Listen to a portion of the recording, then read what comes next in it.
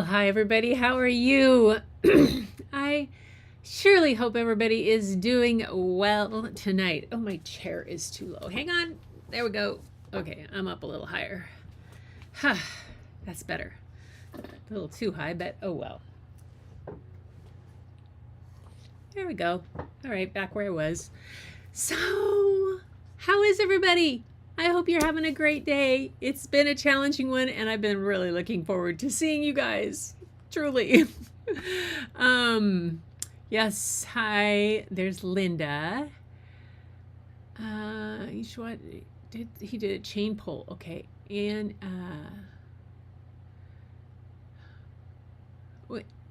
so I'll tell you what's yay. Tamara made it back. Linda, just amazing.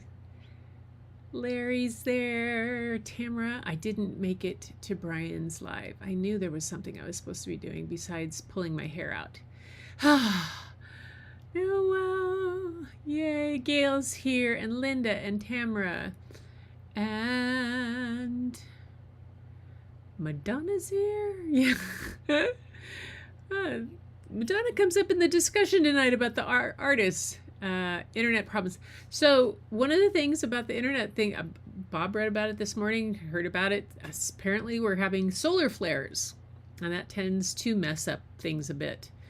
Yeah. Did watch a bit of it before the internet started playing up. Larry's here. I did get your email, Tamara. I got it. And we'll see those right away. Larry's got a new avatar. I like that. Yeah, I gave myself a new one too. Next week, there's Julia. Nice to have you here. Didn't even check. And Madonna. Who's Madonna? Okay, is that somebody's nickname, or is there somebody really here named Madonna that I don't know? Madonna there, Madonna Friedman. Hi, Madonna, welcome. Oh my gosh, nice to have you here. Welcome, welcome, welcome. We got a new person. Where are my sound effects? Here we go. Yay! Yay, awesome. And Fatima's here. Tell me, what is his channel name, Linda? Yes. There we go. Gosh, Madonna, I'm so glad you joined us. Nathan is the fine art of distraction. Did he go on tonight? Oh, I'll tell you why I've missed everything from about, I think I was on when you guys were doing, I was watching up through the Hippy Dippy Painter, and then things went south badly. Yes. Say Kelly in a chat told her we missed her. Oh. Yay. Angie's here. Good. Everybody's just checking in. I'm just checking to see how all saying hi to each other. I love that about you guys all checking in with each other. Boy, look at that. Oh, Madonna, I have to go check out your things. I'm excited to see that. Roxanne's here too? Yay! Hi, Roxanne. Nice to have you here. Oh my goodness.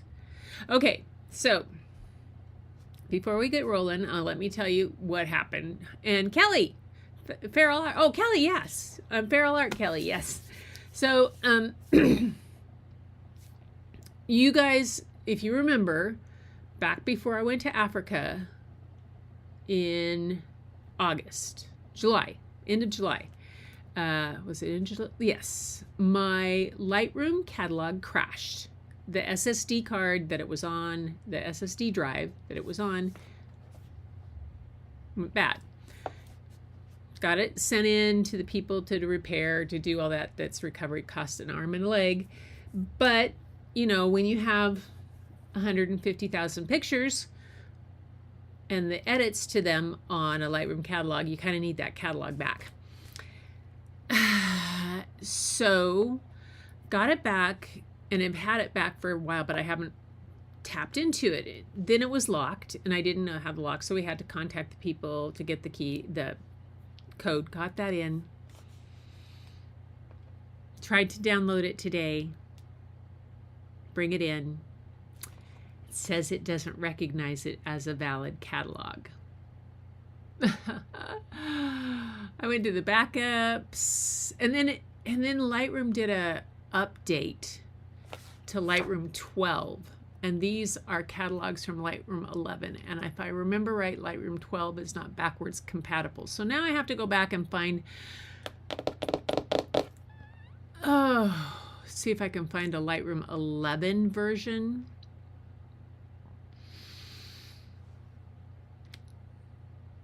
Does this look like a happy face? Not really. Yeah, so that's where I missed out on everybody's lives because I've been pulling my hair out. Yes, just, yeah, it's, yeah, I might be able to remove the update. I don't know. I have to get on with Adobe. Again, that's always a tricky thing about removing an update and going back. We'll see. We'll see. Because if I can do that, if I can go back and download a version of Lightroom that is that compatible with that, then I can just update from there, update that, and then transfer them all. It'll take some steps, but I haven't given up. But I was ready to scream. So today we're going to do some other stuff. We got some great art to show you guys. So tonight's artists that I'm going to read the books about. 2 artists, and they're both abstract artists. So I thought I would start out, well, we have Larry sent in some stuff, and so did Tamara sent in, but I thought I would start out with something of mine. That is a part of a video that I did a while ago of some abstract photos of mine. So just to get you in the abstract mode, and I think hopefully it will work because it is a video, and we're going to see how this goes. Where did it go? I'm there, and there's here. It's going to go to here. So what you're going to see, this is a video that I have on Animoto. Let's see. Oh. Is it not going to play? Okay, hang on. I have to exit the full screen because it's not playing the sound. Well, that's okay. It doesn't need to play the sound. Well, maybe it does. So, movie.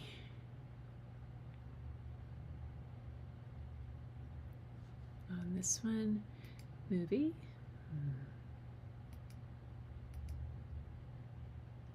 Let's see, movie, sound effects, system audio, audio, output.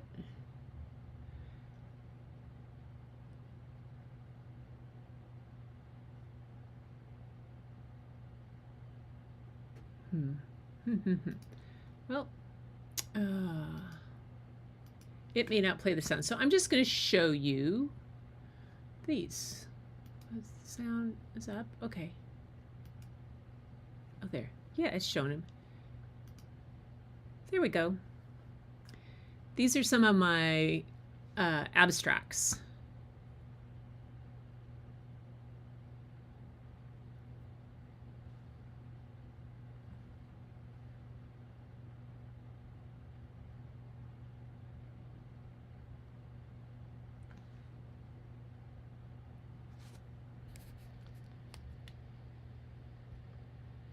Oh, this is from when I forget about the prices on them. I had a sale on it at one time, and that's why they're there. Sorry about that. That's what I had this for.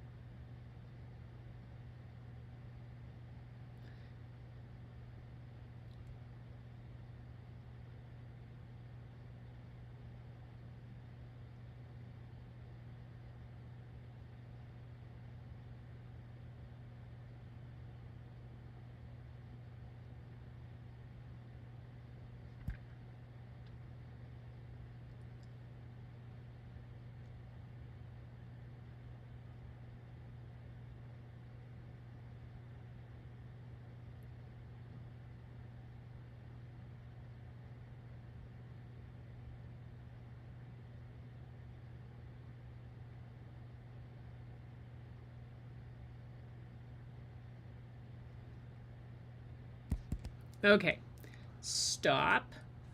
There we go. All right, so those I just wanted to show you since we're doing some artwork. Sorry about that. Those were from when I did a sale and I didn't know it still had the prices on them. I wasn't gonna show you that.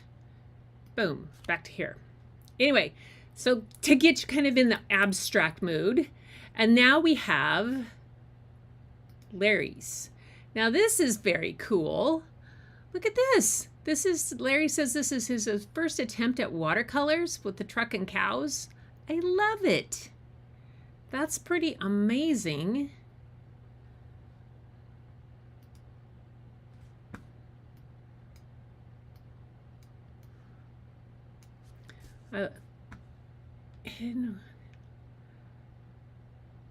Thanks, Larry. Oh, the process? No, okay, I'll explain the process a little bit back. Let me go back and show you a bit before we get into Larry's. I didn't read ahead. I should. Back. They are almost all of them. This one is printed on, my sister has that one. The rest are all photographs printed on metal. This brown one right here is at the Grand Prismatic in Yellowstone in the winter when there's snow and ice over the mud and you get this cool reflection. This one is taken on the graffitied walls in Fort Worden State Park in the bunkers. This is a piece where the walls meet and the cement walls and the cracks in them and the lichen grows and you get that kind of cool stuff. This is, I think this one also is in the bunkers where the walls have been graffitied and then they paint over them and they throw paint on them and then it falls off again and then lichen grows on them. So that's that one. This one is on the hull of a boat that's being scraped. And I did a close-up.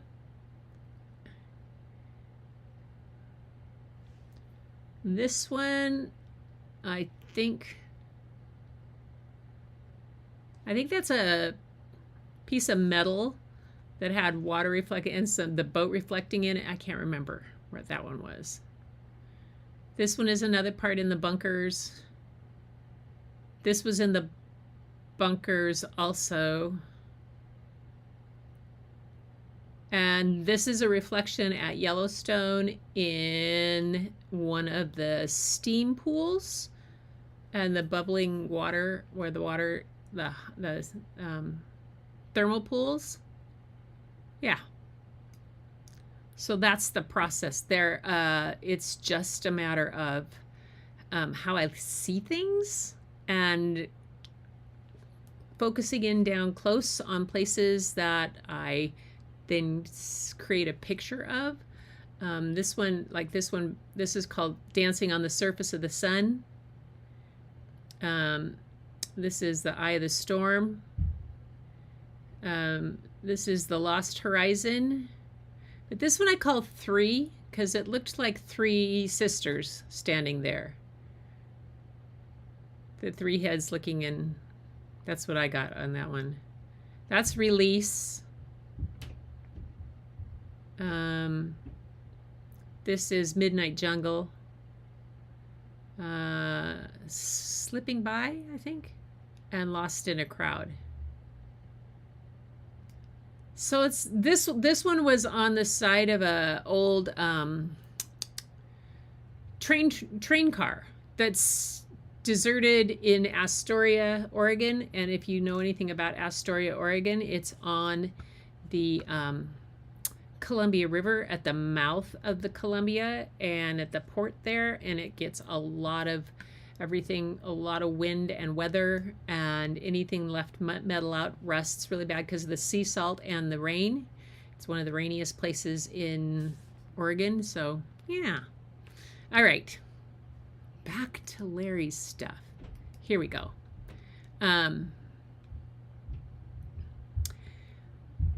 So this, I'm just really excited about these, Larry, because I tried some watercolor and yeah, then there's potential. I mean, this is just so cool. I love the cows and the tractors. Of course, you know me, I love your tractors. And the whole fallen down type of barn kind of thing there. It's just great. And then the whale. Nice. Nice. Jonah and the whale. Those are awesome. Did you have any particular kind of watercolor that you used or that you were doing? Or what kind of paper are they on? Hey, there's Obs. Hi, Obs. How are you? Good. Glad to have you here, girl. Woohoo. Yeah. Gil's. Thank you. Thank you, Tamara. Yeah.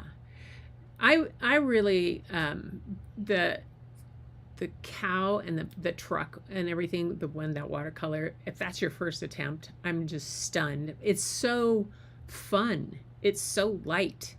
And I love the way the cow is kind of looking up at you. It's great. And then the whale, yeah.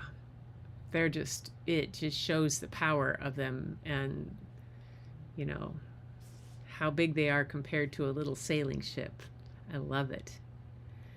Very cool. Very cool. And now we have some of Tamara's. So Tamara said in her email, let me pull it up again. Tamara. She said,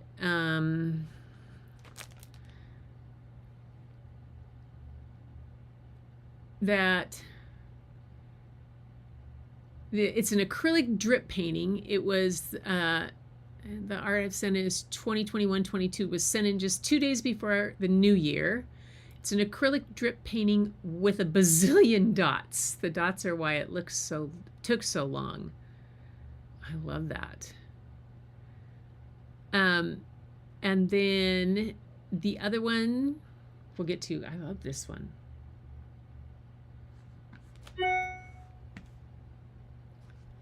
It's very cool. The colors are so vibrant, and yet it looks somewhat like a reflection in the water, like that there's a water line just below center, and that's really cool. I love that. If our rainforest was blue, it would look like that.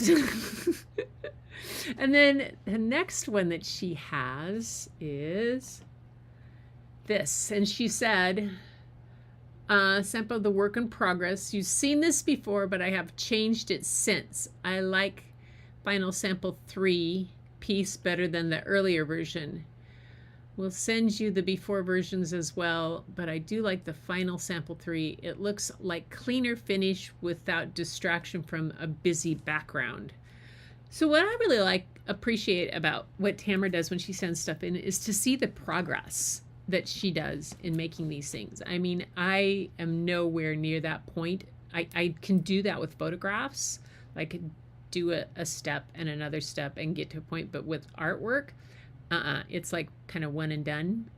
But to show the progress of this and how she's made some decisions on what to do and where, I really like these.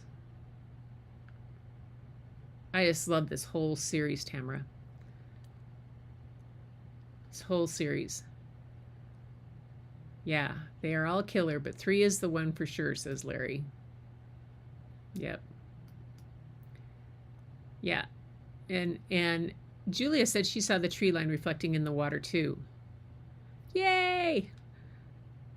I know, Madonna, isn't it amazing? Yeah, absolutely amazing. So stunning. Yay for everybody.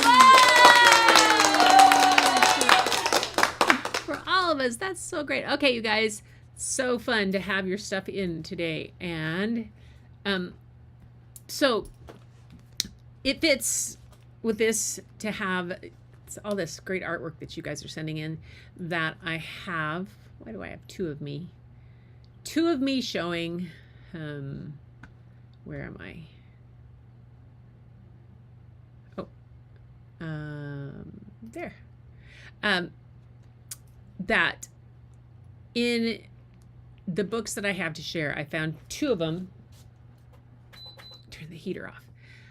One is a picture book about Keith Haring, and the other one is about Kandinsky. And so, I mean, two amazing abstract artists, about as different as they come in the time they lived and approaches and different type of things. And they're, but I still thought it would be, I love abstract art. And I just thought these two books were really good, and I hope you guys really enjoy them. They are not on my iPad. They are in book form here, so I know that it doesn't always show quite as good an image, but I hopefully have the lighting set a little better, and it'll be good for you. All right, so we are going to start with the first one, which is called Art is Life. The life of artist Keith Haring. And I'll read about the author and illustrator at the end. Words by Tammy Lee Lewis Brown and pictures by Keith Negley.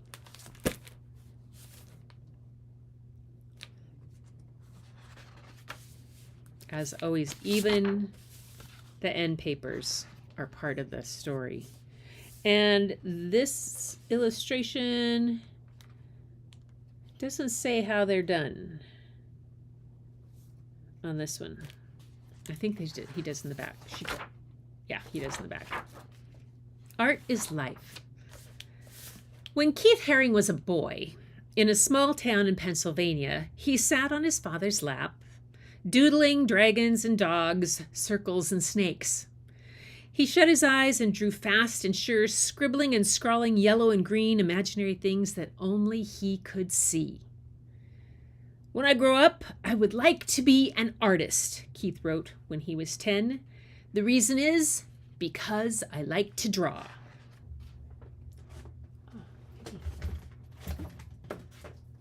Get a little more light for you guys up here. Oh, that's a little better.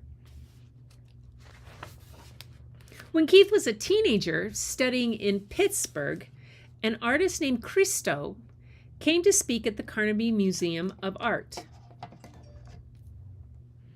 In California, Christo had built a fabric fence 18 feet high and 24 miles long. The slender white line dashed and darted, weaved and wagged over hills, around bends, across roads and rocks until it stretched out far, disappearing into the sea. Just like the art that skipped and hopped and snapped and popped inside Keith's head.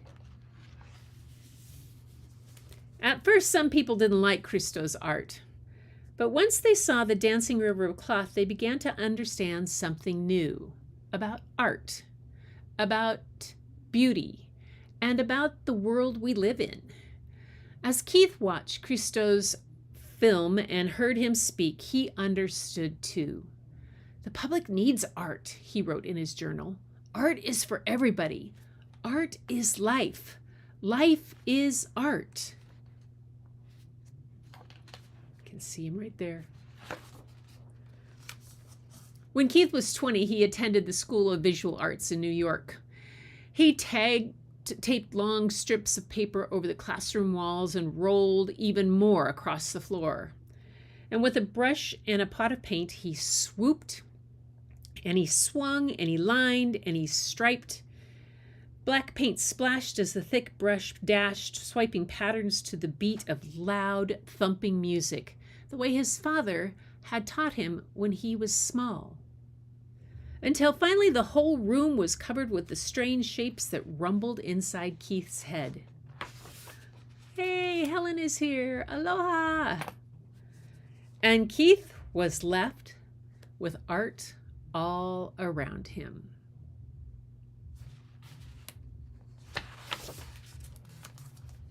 Art is life. Life is art. As much as the teachers and students and everybody else loves Keith's lively art, they loved Keith. His enthusiasm and exuberance, his joy and jubilance even more. In New York, Keith rode the subway. The stations were decayed, dank, and dreary. The subway cars heaved, hot and hectic, and the crowds bounced, brusque and bored, as they stared at black paper pasted over placards where old advertisements had been stripped away. Keith knew that the streets and the subways and the people of New York needed art all around them too. Art that could make their imagination dance and prance, roar and soar, just like the art inside of Keith's head. So one day, just a bit more than a year after he'd arrived in the city, Keith had an artful idea.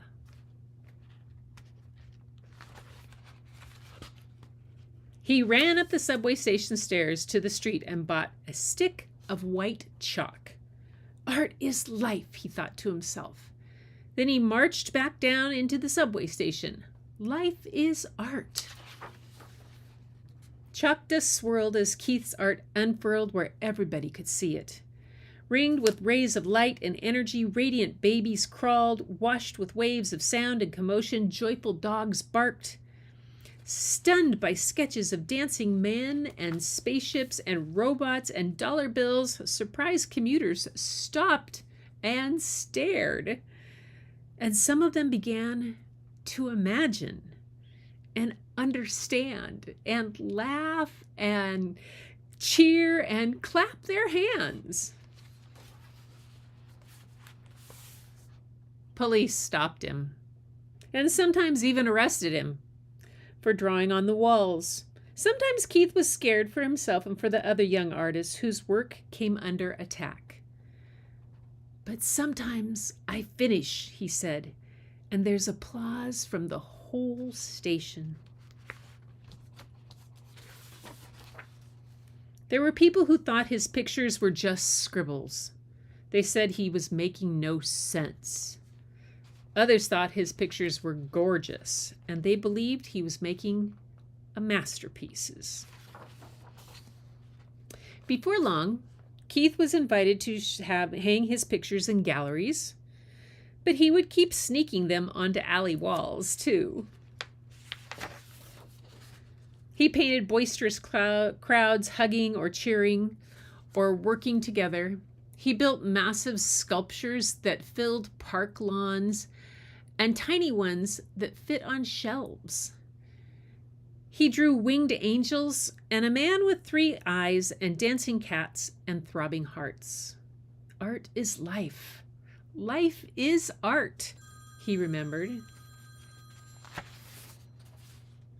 Almost every overnight, it seemed, Keith and his radiant babies and barking dogs and zapping robots and all the rest of his creations were famous. But he still wanted everyone to see and feel art all around them. In 1986, he opened a store in the Soho neighborhood of New York City and called it the Pop Shop. He made pictures against racism and drug abuse, pictures supporting unity and love, and toys and t-shirts and posters and pens, inexpensive art anyone could take home. He welcomed everyone to come and see and even to buy. Kids from the Bronx who spray-painted graffiti and ladies from Park Avenue who were draped in minks and pearls. Down the streets, Keith art popped on shirts and sneakers. On museum walls, Keith's dog barked at Monet's water lilies and Picasso's acrobats. There's a Mondrian Where's water lilies? Ah. From New York to California, Tokyo to Paris, Keith painted everywhere for everyone. Some of his artwork made grown-ups blush. Others made children laugh and old people smile. Most of all, Keith's art made people dream and imagine and think and understand a little more than they had before about art and life and the world we live in.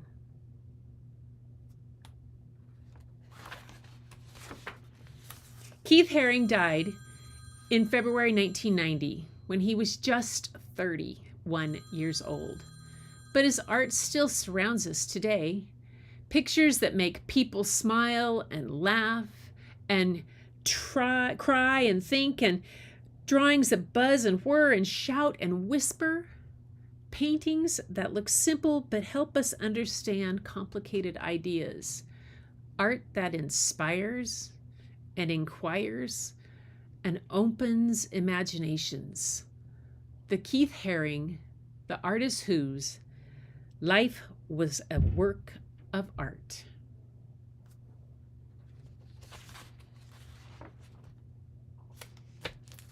And that's life.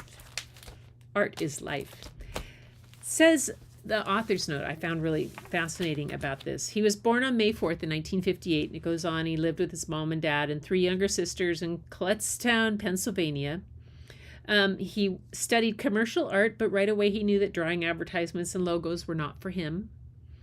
He traveled across the country following a band named the Grateful Dead. Larry, I figured you'd like that. And trying to find his own path. In 1978, his father drove him from Pennsylvania to New York City to attend the School of Visual Arts and become a real artist. Keith studied painting and semiotics, symbols, and experimented with video, which was a new art medium at the time. Soon he was known throughout the school for his enthusiasm, kindness, and near constant art making. New York's East Village, where Keith lived, was a vibrant, edgy neighborhood filled with artists, musicians, actors, and ordinary people. I mean, this was the age of some really incredible people that he lived there. One night, Keith met a young musician named Madonna, playing at a small club near his apartment, and they became lifelong friends. Subway artist Jean-Michel Basquiat, another superstar to be, was a close friend too. We read about the book about him.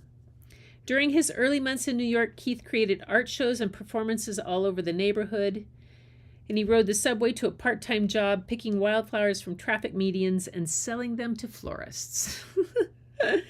His subway drawings instantly attracted widespread attention. Well-known art dealers asked if they could show his work, and art icon Andy Warhol invited him for tea. Yeah, an invite from Andy Warhol. Andy and Keith were good friends from that moment on. By 1982, people were buzzing about him. He loved to create art with kids because he admired children's honesty and courage to say, and the ability to say exactly what they felt. He said, in a way, it's as important to communicate to one person, one 10-year-old person, as it is to try to make any kind of big effect on the entire world. In 1986, he worked with 900 children in New York City to paint a banner celebrating the Statue of Liberty's 100th birthday.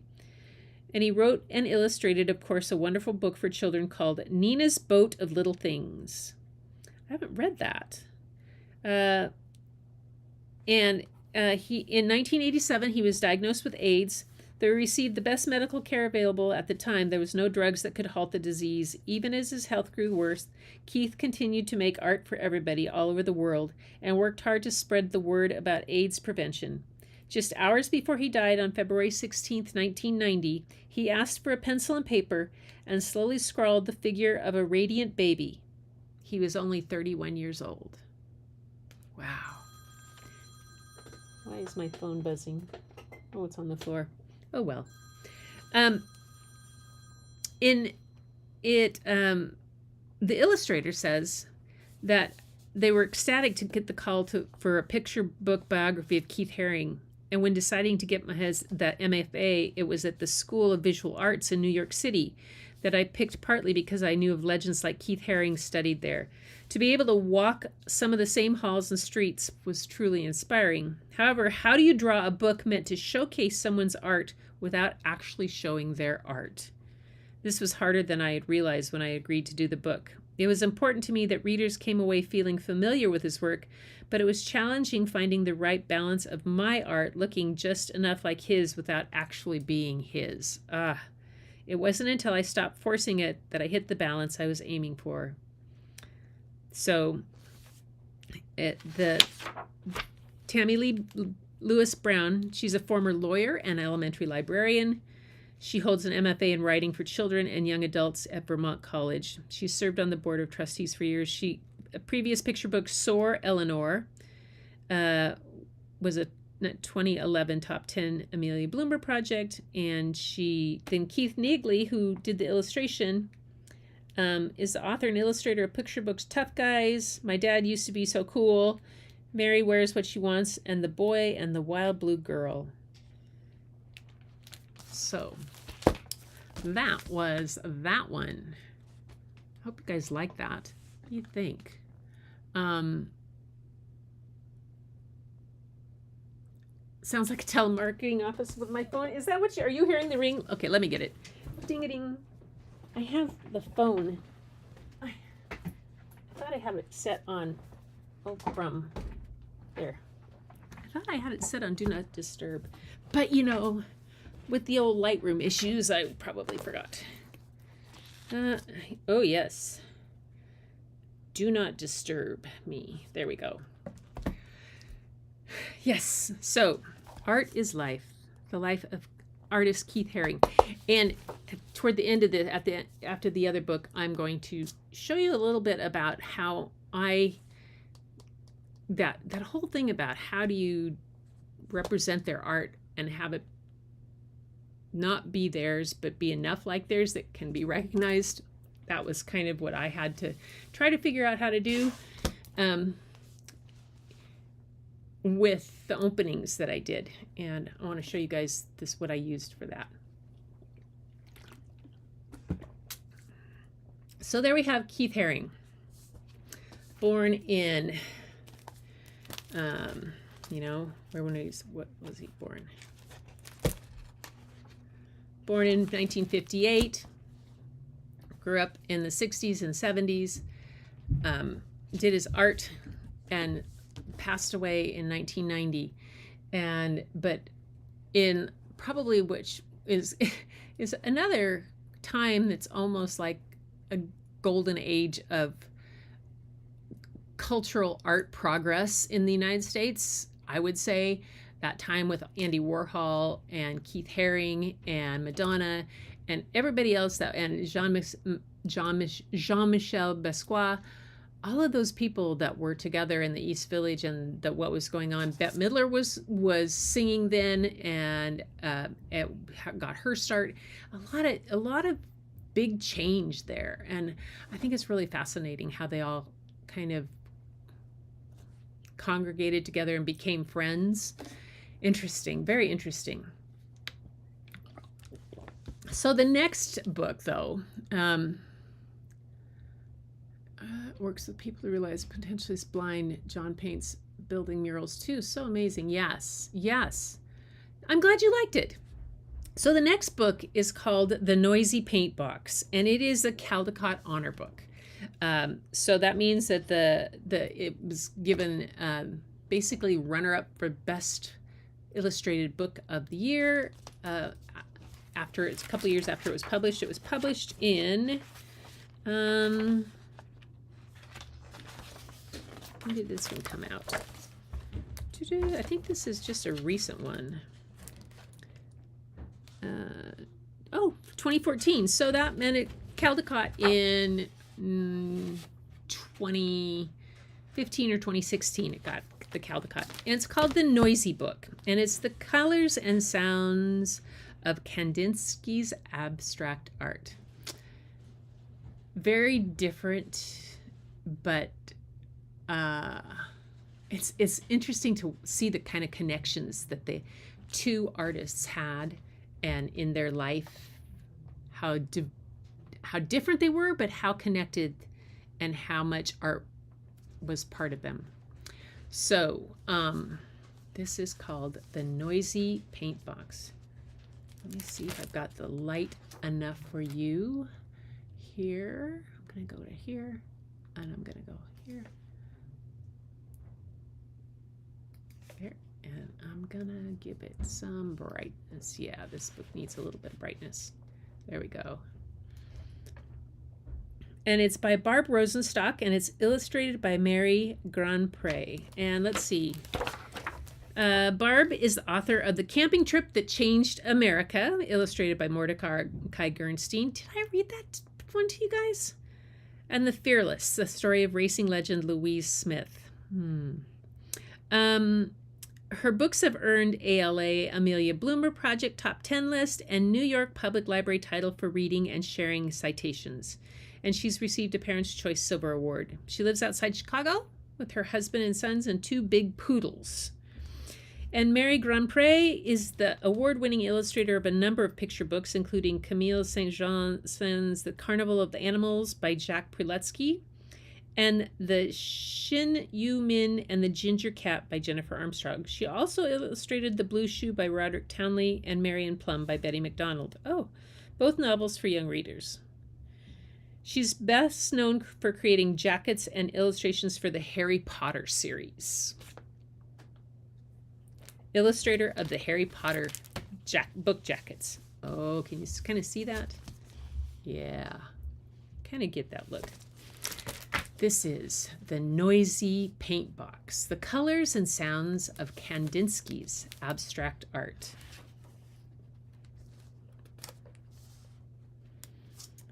Vasya Kandinsky spent his days learning to be a proper Russian boy. He studied bookfuls of math, science, and history. He practiced piano scales to the marching click of the metronome. He sat stiff and straight at dressed-up dinners while the grown-ups talked and talked and talked.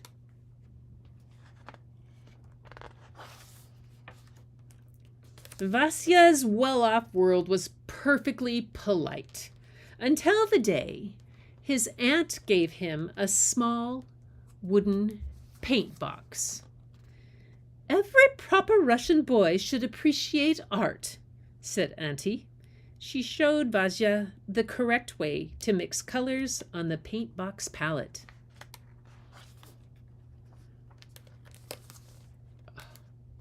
Vasya mixed red with yellow. Then he mixed red with blue. As the colors changed, Vasya heard a whisper. Hiss. Louder. Hiss. Then louder still. Hiss.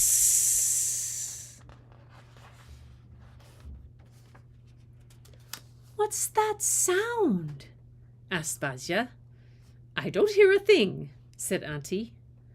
Vasya listened as his brush stirred and swished. The swirling colors trilled like an orchestra tuning up for a magical symphony. "Mama! Papa!" called Vasya. "What a noisy paint box!" "Silly Vasily," said Papa. "Stop being foolish," said Mama. Vasya painted the sound of the colors.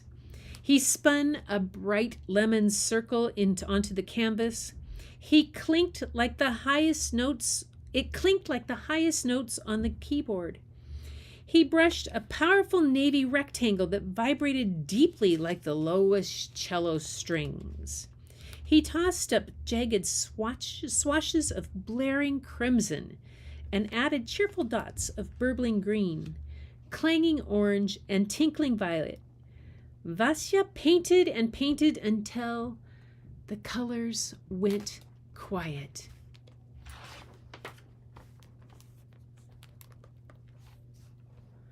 "Look what I made!" shouted Vasya. Is it a house? Asked Auntie. Is it a flower? Asked Mama. What's it supposed to be? Asked Papa. It's music, said Vasya, waltzing his painting around the house. Calm down, said Mama. Do some math, said Papa. Heavens, said Auntie, this boy needs a proper art class. So Vasya went to art class and learned to draw houses and flowers, just like everybody else. As the years passed, Vasya finished school and studied to be a lawyer. He ignored his noisy paint box and lived the way people expected. But Vasya couldn't ignore the sounds of the colors singing to him in the streets of Moscow. The canary-colored mailbox whistling as he rode to work. The scarlet sunset haze ringing above the ancient Kremlin walls. An ivory chorus of snowflakes scattered on the sable collar of his overcoat. One evening, suitably steamed and starched, Vasya attended the opera. As the orchestra's music crashed around him, the colors of the noisy paint box twirled wildly in his mind, stomping lines of vermilion and coral, caroling triangles in pistachio and garnet, thundering arches of aqua and ebony, with shrill points of cobalt and saffron. Vasya heard the colors singing. Vasya saw the music dancing. And Vasya was never quite as proper again. He quit his job teaching law and moved to from Moscow to Munich to be a painter. He studied with this famous teacher, then that one. Is it a house? Is it a flower? What's it supposed to be? His teachers asked. Vasya wanted to paint the colors he heard, but maybe the famous teachers knew best. Once again, Vasya put houses and flowers, animals and people into his paintings, just like everyone expected. The teachers were happy. Vasya was not. His artist friends understood. They too were tired of painting pretty landscapes and pretty ladies. They thought art needed to change. Art should make you feel, Vasya told them, like music. Exactly, said his friends, but none of them knew how to paint feelings. Until the day Vasya grew brave enough and invited the world to see the paintings roaring from his noisy paint box. Hiss, rattle, bash, whistle, murmur, zip, clang. Squeak, tweet, fizz, zip.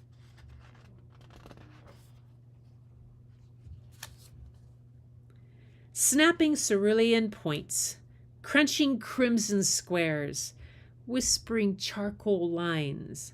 Vasya named these paintings after the music he loved. Improvisation, composition, accompaniment, fugue, movement, and simply 3 sounds.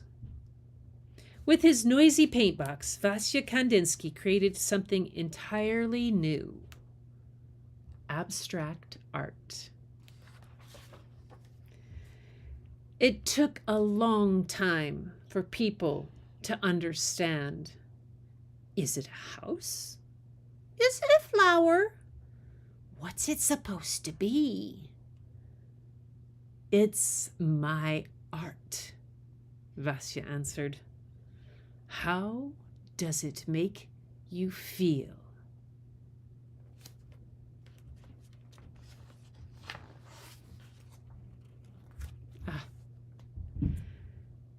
Vasily Kandinsky was born in Moscow, Russia on December 4th, 1866. His father, also named Vasily, was a wealthy tea merchant, and his mother, Lydia, was a noblewoman with a passion for music. Vasily, or Vasya, as he was sometimes called, traveled with his family to Italy and then to Odessa, Russia, on the shore of the Black Sea for his father's health. When he was 5, his parents divorced, and Vasya lived with his Aunt Elizabeth while finishing school. He attended law school in Moscow, then taught law and economics as an adult. This book is historical fiction. The dialogue is imagined, although the events are true. In his writing, Kandinsky describes hearing a hissing sound as a child when he first mixed colors in the paint box his aunt gave him. He continued experiencing colors as sounds and sounds as colors throughout his life. It's thought that Kandinsky probably had a harmless genetic condition called synesthesia. I was just watched a documentary on this the other day about so many artists that have synesthesia. Although accurate tests to detect it weren't invented during his lifetime. In people with synesthesia, one sense triggers a different sense, allowing them, for example, to hear colors, see music, taste words, or smell numbers. Scientists believe those with synesthesia may have more pathways between the sense areas in the brain, or that their senses communicate in ways other people's do not. There are at least 60 different types of synesthesia, and it's estimated to occur in 1 out of every 5,000 individuals. As an adult, Kandinsky attended an exhibit of Claude Monet's Haystacks. The painting stunned him. It was the first time he saw art that was not realistic, and he never forgot the experience. Later, at the performance of Richard Wagner's opera Lohengrin, he saw wild shapes and colors in his mind as the music played. At 30, Kandinsky established himself as an artist in Germany, and he was founder of an influential art group, the Blue Rider, and he later taught at the world-renowned Bauhaus School. And in 1910, he painted his first completely abstract painting, which sparked a revolution in the art world. After a long, successful life as a painter, Vasily Kandinsky died on December 13th, 1944, in Neuilly-sur-Seine, France. I didn't get it anywhere near right, Linda. Large collections of his art hang in the Guggenheim Museum and the Museum of Modern Art in New York City, the Art Institute of Chicago, Musée National d'Art Moderne in Paris, and the Stadtschik Gallery in Munich, the State Tetrakhov Gallery in Moscow, and many other museums around the world. Maybe someday you will go and hear them. Some of these. He says, I let myself go. I had little thought for houses and trees, drawing colored lines and blobs on the canvas with my palette knife, making them sing just as powerfully as I knew how. Vasily Kandinsky. I could hear the hiss of the colors as they mingled. I love that. I love that. I saw all the colors in my mind. They stood before my eyes. Wild, almost crazy lines were sketched in front of me. Okay, I like his quotes a lot. Oh, yeah, about you hadn't heard of synesthesia? I just read about it the other. I knew about it because I had students that at that time had, but I'd forgotten about it for so long because it's been a long time since I had a student that had synesthesia. but it's really interesting. But the documentary I watched on it was specifically about a woman who's an artist, and another a visual artist. She paints, a painter, and another artist who's a musician. And it was just fascinating about how it works on those things. So it is 7:30, and I want to I'm going to let you guys go, but what I do want to do is I'm going to hop back on tomorrow night at 6:30, not to read a story, but to show anybody who wants to see about how I did that opening, made the pictures for in that opening.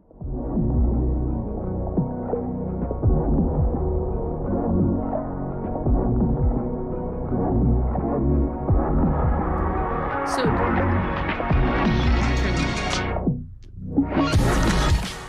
okay, so all these pictures that are in this opening were all created in the style of Kandinsky or in Haring. They're not their work. They're not that thing. I went into Canva. Canva has a new AI feature, and I know there's a lot of controversy around AI, but what's cool about this is by taking words and descriptions and putting them into this area that I did, it generated these pictures for me so that I could use them to make this little opening video for this. And also to give me, I mean, what it does too is it gave me some new ideas. That picture of the girl with the book, I actually just put in a librarian and some keywords doing this and that, and it came up with about a whole bunch of them, and I chose that one to use. I'm going to be back on tomorrow night, like at 6:30, if anybody wants to see how it's done, because I don't want to keep you guys on for forever. It's been a while.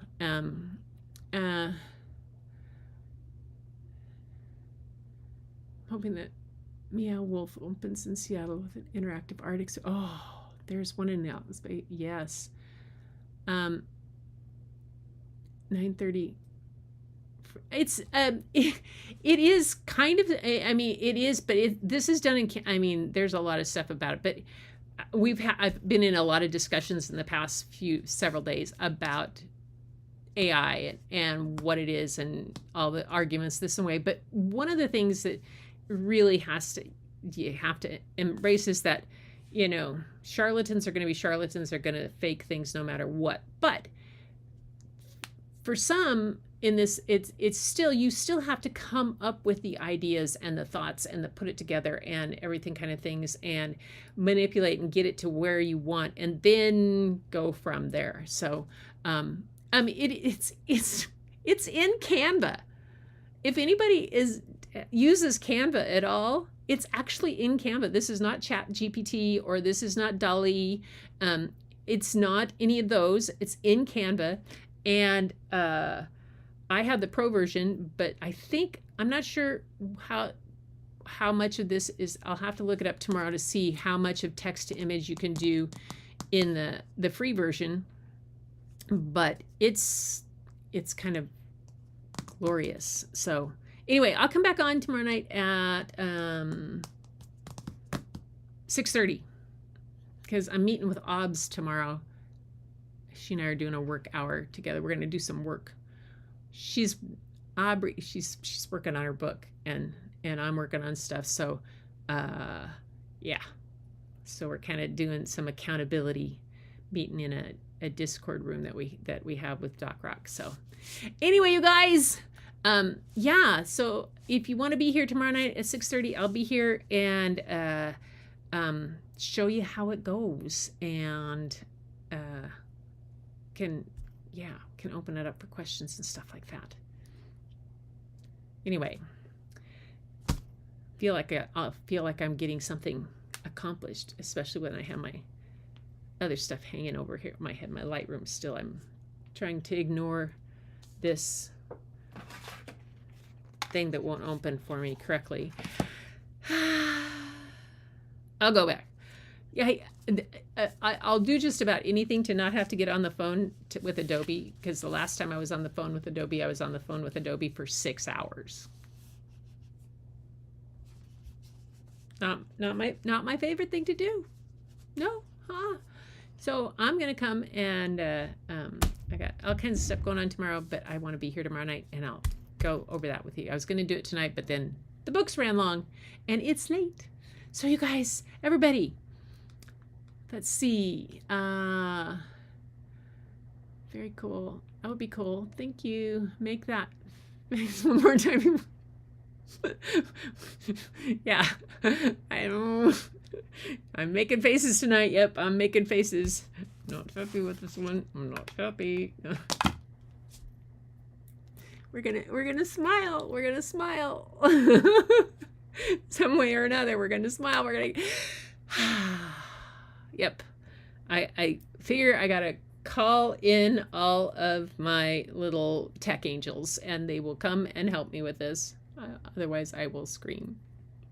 So yeah, I'll wait until Fort Lewis is doing another bombing practice so that you don't hear it, Larry. Anyway, everybody, you guys, take care. I hope you enjoyed the stories. I really love these. I hope that this gave you a little bit of inspiration about. I love reading these nonfiction or historical fiction type books about people like this and about how they went through. I mean, Kandinsky's basically one of the, the father of abstract art type of aspect, and then to Haring and all of that, how it was done and how it went through. So I hope you got a little bit of inspiration and can take it and go with it. And until next time, keep looking for the beauty hidden in plain sight. It's all around you, but the first place you'll find it is when you look in the mirror, and it'll be looking right back at you. See you tomorrow. Oops, wrong one. Hang on. Where did I go? See, I jumped the wrong direction. Oh, I had the wrong arrow. There we go.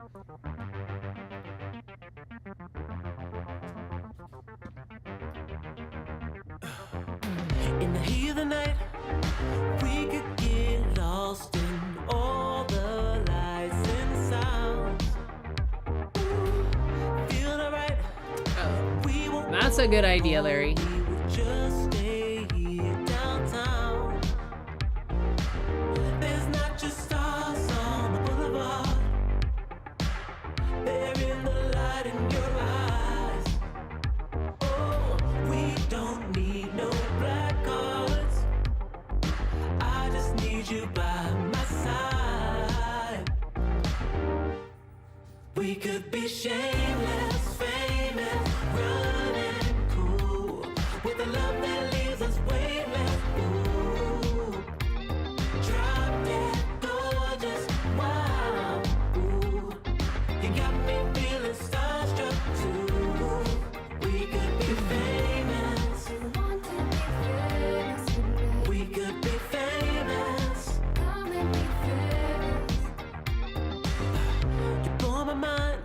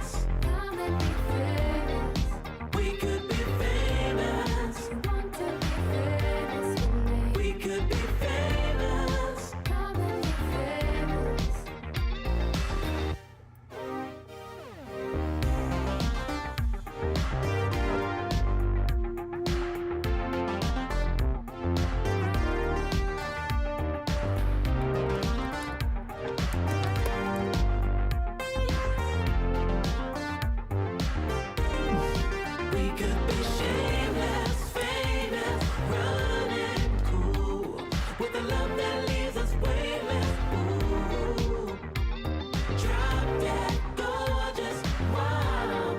Ooh, you got me feeling starstruck too. We could be famous. We could be famous. We could be famous. Hey, Madonna, thanks for coming. We could be famous. And everybody else too. See you soon.